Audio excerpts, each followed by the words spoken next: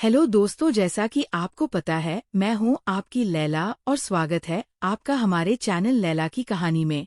इस कहानी में मेरा नाम प्रतिमा है और मैं अभी बीटीसी कर रही हूं।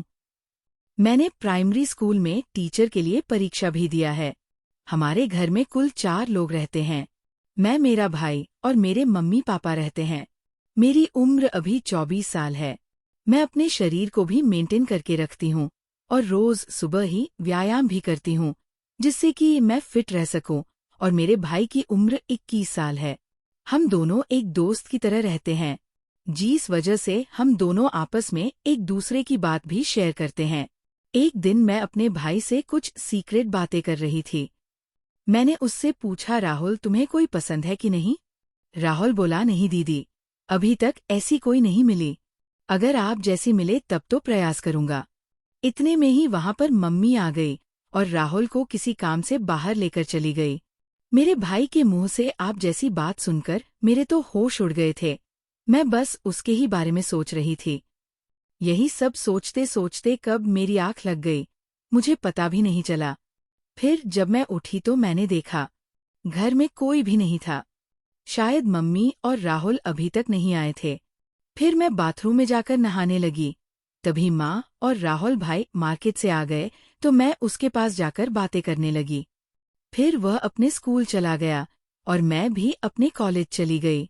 मैं अपने कॉलेज में जाकर अपने भाई के बारे में ही सोच रही थी, क्योंकि आज तक किसी ने मेरे को ऐसा नहीं कहा था। फिर तभी मेरी एक सहेली मेरे पास आई और बोली, अरे प्रतिमा, तुम क्या सोच रही हो? इस पर मैं बोली, नहीं नेहा, मैं तो कुछ भी नहीं सोच रही हूँ। फिर मैंने उससे पूछा कि नेहा यार, कोई उपाय बताओ कि कैसे पैसा कमाया जाए, क्योंकि अब तो हमारा कॉलेज भी खत्म होने वाला है। नेहा मुझे गुस्से से देखी और बोली, अरे चल यार, हमारे लिए पैसे कमाना आम बात है। फिर हम दोनों अपने अपने घर की तरफ जाने लगे, क्योंकि हमारा क्लास नहीं चल रहा था। मेरी सहेली अपने घर की तरफ जाने लगी, इधर मैं भी जा रही थी।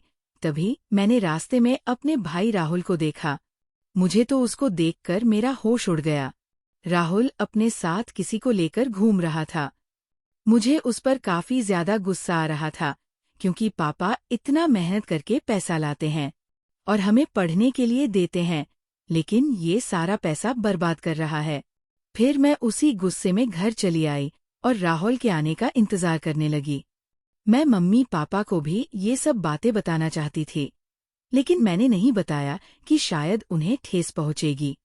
फिर शाम के समय जब राहुल घर आया तो मैं उसके कमरे में गई और देखा तो वो टीवी देख रहा था। मैंने उससे पूछा, राहुल तुम मार्केट में ऐसे क्यों घूम रहे थे? उनके साथ मत रहो वरना तुम्हें बर्बाद कर देंगे। उसने कहा, नहीं दीदी, मैं तो घूमूंगा। उनके साथ घूमने में काफी मजा आता है और मेरे लिए यही समय है। अब नहीं घूमूंगा तो कब घूमूंगा? वो मुझसे गुस्से में भी बोल रहा था। मैंने उसे बहुत बार समझाया कि तुम ऐसा मत करो, लेकिन वह नहीं मान रहा था।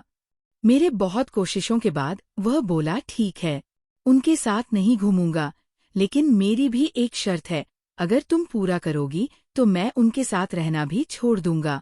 मैं बोली, हाँ बताओ क्या शर्त है तुम्हारी? तो राहुल तुरंत बोला, जैसे मेरे साथ वो घूमते हैं, अब से तुम मेरे साथ घूमो भी और मेरी जरूरतों को भी पूरा करोगे।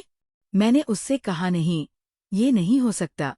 मैं भला क्यों तुम्हारे साथ घूमने लगूं? तो इस पर राहुल बोला, तो फिर ठीक है, मुझे मत समझाओ, मैं जो भी कर रहा हूँ तुम मुझे मत बोलो। फिर मैं बोली, चलो ठीक है, शाम को सोचकर बताती हूँ। इतना कहकर मैं उसके कमरे से अपने कमरे में चली गई और बैठकर सोचने लगी। अब मुझे पूरी तरह से समझ आ चुका था कि मेरा भाई मुझसे क्या चाहता है। मेरे भाई की कही हुई बातों को सोच सोचकर मेरी टेंशन बहुत ही ज्यादा बढ़ गई थी। मैं अब तक ये सब एक्सपेक्ट भी नहीं किया था कि मेरा भाई भी ऐसा कुछ करने की सोच सकता है। मुझे तो लगा था कि मेरा भाई बहुत शरीफ है और आगे चलकर वो घरवालों का सहारा बनेगा और घरवालों को बहुत अच्छा खासा कमा कर ला कर देगा। लेकिन वो तो अभी से गलत संगत में पड़ गया था। लेकिन ये बातें सुनने के बाद मुझे लग गया था कि मेरा भाई खुद के साथ साथ घर वालों की ओर मेरी भी जिंदगी खराब करने वाला है। ये सारी बातें सोच सोच कर मेरे दिल की धड़कन इतनी बढ़ चुकी थी कि अगर कोई सामने रहे तो उसे आसानी से सुनाई दे जाए। फिर मुझे कुछ दिन पहले की भी बात याद आ गई कि वह मुझे कैसे देख रहा था। मैं उसको पूरी तरह से समझ गई थी कि वह क्या करना चाहता है। मेरे पास तो बहुत बड़ी समस्या थी कि अब मैं क्या करूं। अगर मैं हाँ नहीं बोलेंगे तो वह उनके चक्कर में बर्बाद हो जाएगा और उसकी पढ़ाई भी खराब होगी। मैं उसे पति पत्नी के जैसे रहने के लिए भी हम नहीं बोल सकती क्योंकि वह मेरा भाई है। फिर मेरे दिमाग में अचानक ख्याल आया कि शायद ये बात घर में ही रहेंगी। इससे हमारे घर वालों की जिंदगी भी बची रहेंगी और मेरा भाई भी सुधर जाएगा। यही सब सोचते सोचते मैं सो गई।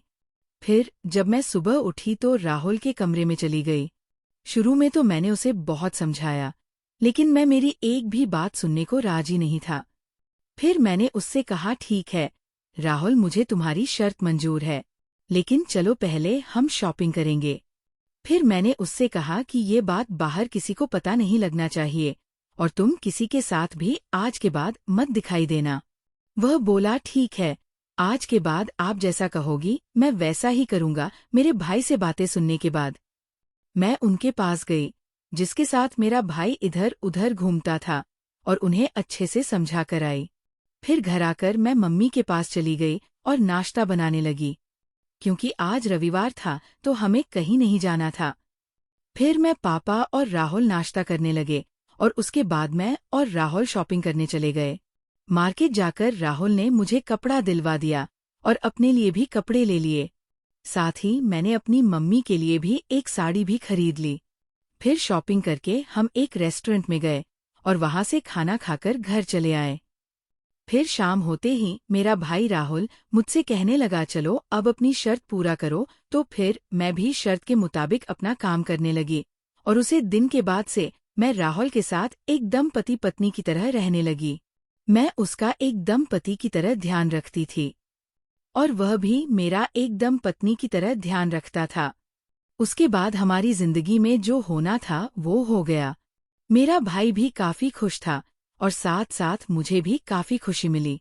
अब मेरा भाई बहुत ज्यादा सुधर गया है। वह किसी के साथ घूमता भी नहीं है, सिर्फ पढ़ाई करता है और घर आकर मेरे साथ एकदम पति पत्नी की तरह रहता है। इस तरह से हम लोग खुशी खुशी रहने लगे। मुझे भी मजबूरी में मेरे भाई को इस तरीके से समझाना पड़ रहा था, लेकिन इसमें मेरा कोई भी घाटा नहीं था, क्योंकि अगर मैं उसका ध्यान नहीं रखूंगी तो फिर कौन रखेगा। लगभग 4 महीने बाद मेरा स्कूल टीचर का जॉइनिंग लेटर आ गया और मैं वहां चली गई। अब हमारा परिवार भी अच्छे से चलने लगा था। हमारे घर में सभी लोग बहुत खुश हैं और मेरा भाई राहुल भी अपनी जिंदगी में कुछ अच्छा करने की राह पर चल रहा है। अगर मैंने उसे दिन मेरे भाई को नहीं समझाया होता तो वो आज गलत संगत का शिकार होकर होता और खुद के साथ साथ परिवार वालों के भी जिंदगी खराब कर देता। इस तरह से मैं और मेरा भाई एकदम पति पत्नी की तरह रहकर हमारे घर को बचा लिया और आगे तो आप समझ ही सकते हैं। तो दोस्तों, वीडियो अच्छी लगी हो तो चैनल को सब्सक्राइब जरूर कर दे। मिलते हैं अगली वीडियो में, तब तक के लिए love you and take care.